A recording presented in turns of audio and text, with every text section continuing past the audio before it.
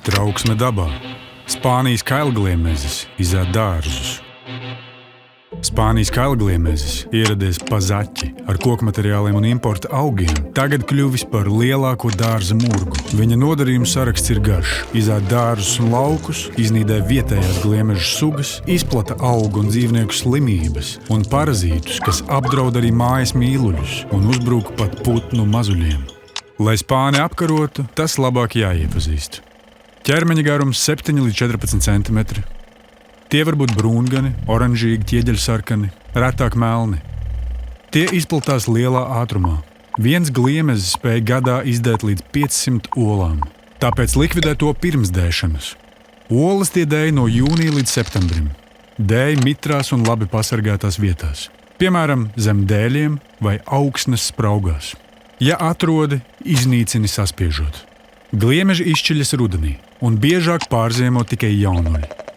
Spānijas kailgliemezim nav daudz dabisko ienaidnieku. Daļu paņem sals, daļu karstums, daļu dzīvnieki. Bet lielākā daļa jāiznīcina mums. Un te 5 labākie veidi, kā to izdarīt. Pāršķel.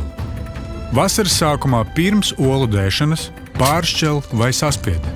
Nolasi. Vislabāk agri no rīta, vakarā vai pēc lietus. Ievieto tos slēgtā traukā ar salsūdeni uz diennakti un tad likvidē aprūkot zemē 25 cm dziļumā. Izveido slēpni.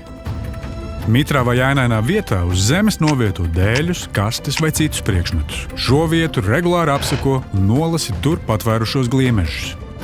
Pievilini. Mitrā vai ainainā vietā uz zemes novieto trauku ar alu, maidzīvnieku barību, raudzētu maizi vai citu pievilinātāju vielu. Arī šo vietu regulāri apseko, lai nolasītu ēdājušu. Noslīcini. Nopērc vai pagatavo slazdu, piepildi ar ūdeni, pievieno vārāmo sāli. Kā pievilinātāju vielu izmanto, piemēram, alu vai raudzētu maizi. Un lasi laukā sabirušos gliemežus. Atsaucies trauksmei dabā un glāb dabu.